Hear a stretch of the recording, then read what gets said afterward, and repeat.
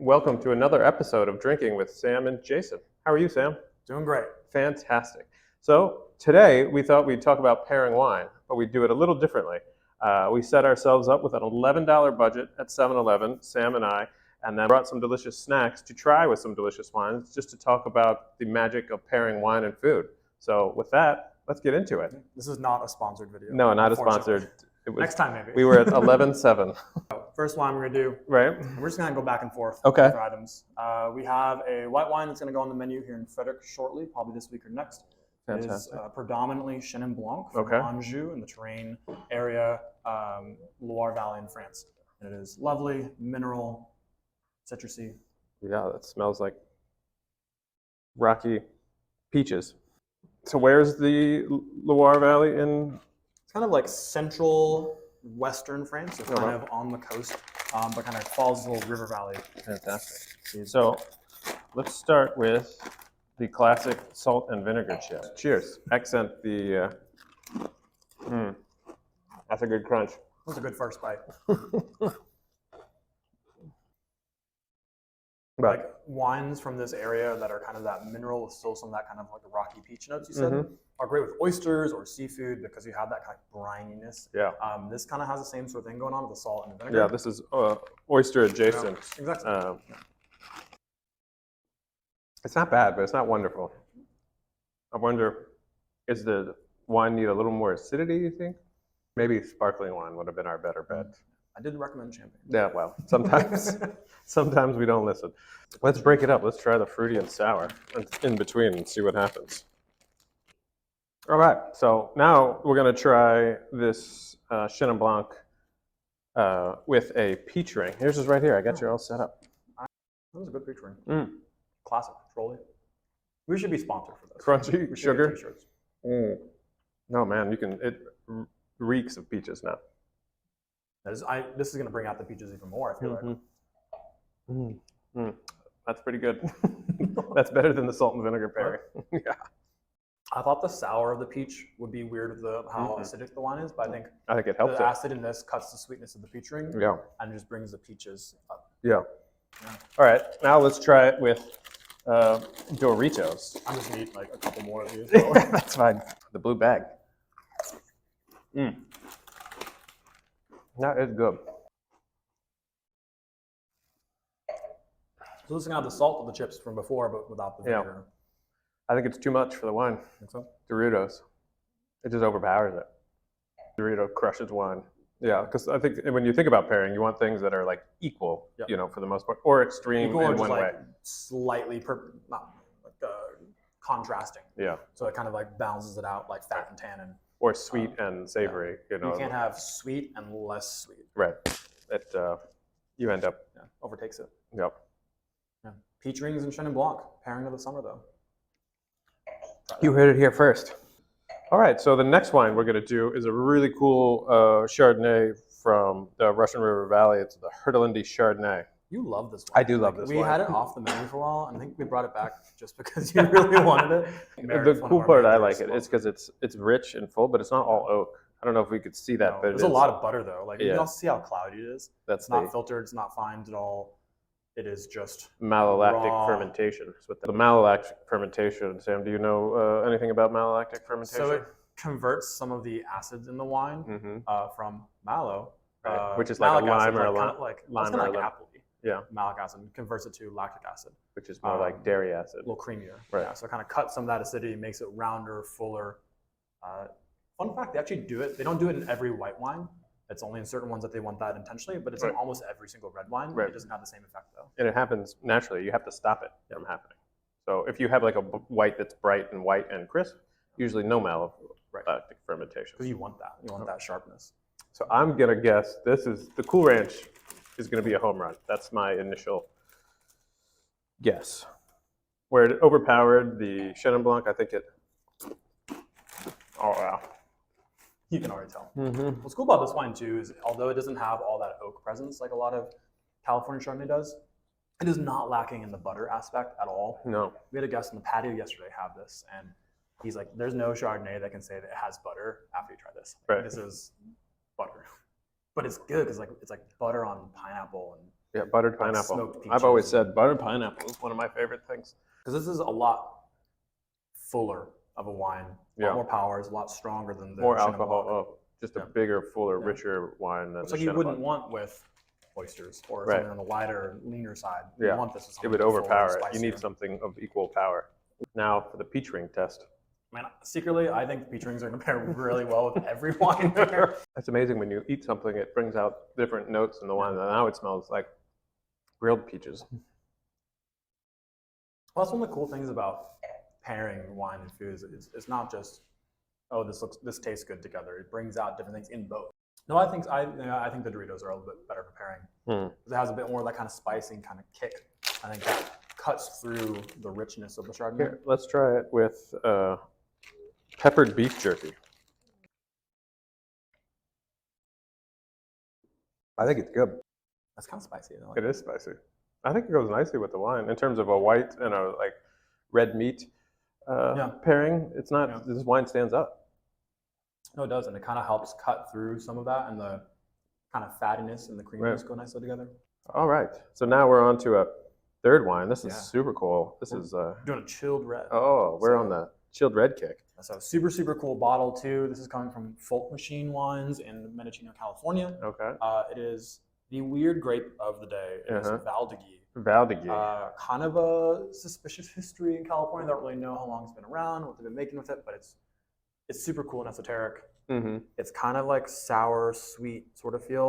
Feels like it's going to be sweet for 5 seconds, and then it goes completely dry. Yeah. That is wild. Yeah, but it's not tannic. No, but it's a little bit of a little bit of dryness. I'm going in with the Dorito. Yeah. We'll see how this goes. It's not bad. It doesn't help either thing. It kind of pulls away from the wine and doesn't make the Dorito taste super delicious. Let's try. This might be the dark horse. Yeah, let's try some gummies. But also, how much is it going to matter which flavor? I know, it's going to be, I've got a purple, a green, and a yellow. Do I just go with like a full fruit punch situation? Good. Oh man, it smells way more red winey. It's kind of good. Yeah. It kind of makes actually, that's really good. Yeah. That's actually a really good pairing. It kind of like carries through the sweetness of the wine farther. I'm going to try the black pepper jerky. I like these kind of wines with barbecue because of the sweet and the savory note of both the wine and the barbecue. Because to me, it makes me want to take another bite, which is like the quintessential pairing success. Bite two. Yeah. It's that you want to immediately go have another bite. But see, but like oddly, this brings out more fruit notes. I smell like strawberry. Yeah. The gummy bears almost brought out like raisiny notes. I thought right. They're really cool, but I think it's good. Gummy bears though is so much. Gummy bears is your favorite? Yeah. So far, standout pairings. Chenin Blanc and peach rings. Yep. And gummy bears and Valdegui. Yep. And don't forget the cool ranch Doritos with the Herd. Oh yeah, that might be the best. That might be the best pairing so far. All right, so for our last and final wine, we're going to go with a big, heavy red. Tell us about this Bordeaux, Sam. So this is a phenomenal right bank Bordeaux from Chateau Le Preux. What's the difference between right bank and left bank Bordeaux? So soil type mostly. Certain grapes grow better on the left side versus the right side, which is predominantly gravel. Right. So right bank Bordeaux is going to be mostly Merlot. Okay. Still have Cabernet Sauvignon, still have Cabernet Franc, but they're more blending partners. Merlot is the dominant partner here. Okay. Whereas on the left bank, you get a lot more Cab Sav. Right. So this is a 2014 Saint-Emilion Grand Cru. Really, really, really nice. We've had it in Leesburg for a little while. Some of our regulars absolutely adore it. Yeah. Bringing it on the menu here in Frederick this week. This also highlights one of the things that we use a lot in both restaurants. Called a Coravin. Super cool. It's this nifty little device that basically has a hollow needle right here. Yep. Goes through the cork. Right. Pulls the wine out, and then there's a little cartridge of argon gas right here that replaces the volume in the bottle, so the bottle doesn't float on itself. Right. But it's a neutral gas. It's not like oxygen, so it won't affect the wine at all. But it means like we've been pouring out of this bottle. It's not open. So we can keep pouring this by the glass, the taste on a flight without worrying about it spoiling in like 2 days. Of use out of this in the restaurant. Yeah, it lets us pour wines that we might not otherwise be able to pour, whether it's priced or it's super weird and we know we're not going to sell a lot of it, but we still want to pour it. So we are going to try a couple things, but I'm really excited to end this with my ideal pairing here. Oh, fantastic. I've been waiting on. So you want to try it with the let's try jerky let's try it with the jerky, and then just for giggles, we're going to try it with the gummy bears. So this is kind of like a pois steak in jerky form. This wine is so good. It smells so nice. Yeah, I could definitely. It smells like roses and charcoal. And it's a 9-year-old vintage at this point. It's drinking really, really well. It's rich. Wow. It's lush. Yeah. One benefit of the Merlot is a little bit softer. A little bit softer. Yeah. It goes really nicely, actually. It accentuates the pepper, accentuates the fruit, and blueberry and raspberry. Yeah. I think this is going to be a train wreck, but let's find out, because I think this is like sweet and soft. The tannins in this are just going to make it not great. Independently, that's delicious. I don't taste any fruit. It smells a little bready, which is proper, but it accentuates all like the tertiary flavors and kind of. Which is nice to bring this out, but I feel like how sweet and fruity and everything this is, you don't taste any of it. No. All right. Now is the time. I think everyone who knows me knows how much I like not just 7-Eleven, but hot dogs. Hot dogs. And, of course, the pinnacle of culinary refinement, the 7-Eleven hot dog. Now, the real question is, what did you dress the hot dog with? So, ideally, I'm a Chicago hot dog man. Okay. That would be my last meal. Right, which includes? You drag it through the garden. There's sport peppers, neon relish, yellow and brown mustard. It's just delicious. And pickle spear. You can't quite do that at 7-Eleven. Not quite. They're lacking a little bit. So my 7-Eleven setup for a hot dog is a generous amount of ketchup. Which you would never put on a Chicago hot dog. I mean, my God. Well, some would argue that you would never put on a hot dog, period. So do like a solid amount of ketchup. Thin line of mustard. And onions. Which are totally hygienic.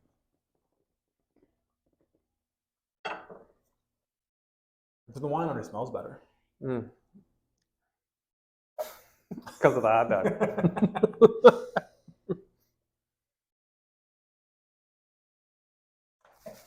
I mean, I think that is a solid pairing. No, I agree. The only thing I would change, if I was to change anything, is the ketchup. I think the ketchup is a little sweet for the wine. Go back in again, double check. Oh, absolutely. I'm going to eat all of it. So what would you do? Would you just do the mustard and the onion? Mustard's a little tangy and it definitely opens the wine up somehow. I mean, the next wine dinner, we're just doing. We're gonna do hot dogs, peach rings and Chenin Blanc. Yeah, Doritos and Chardonnay, and hot dogs and Bordeaux. So with that, we're gonna sit here and eat the rest of the snacks. So hopefully, we've inspired everyone to go have a wonderful glass of wine and and go to 7-Eleven. Your local 7-Eleven. Wait till you get home before you have the wine. Don't eat all the snacks or the wine in the parking lot. They frown upon you if you bring the wine into the 7-Eleven. That's true. So much of this video is just going to be us chewing. Fun mastication facts with Sam and Jason. Yeah. You're supposed to chew like 30 times. 30 times. You're supposed to liquefy it. This is why they don't allow real eating on camera. Chew it. You're supposed to chew it until it turns to mush. But chewing, just chewing. Probably already gone. That's a good crunch. I'm a slow chewer. I'm still chewing.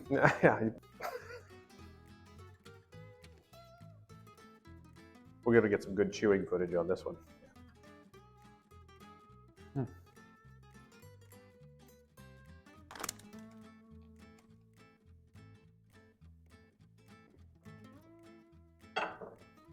Sam's still chewing.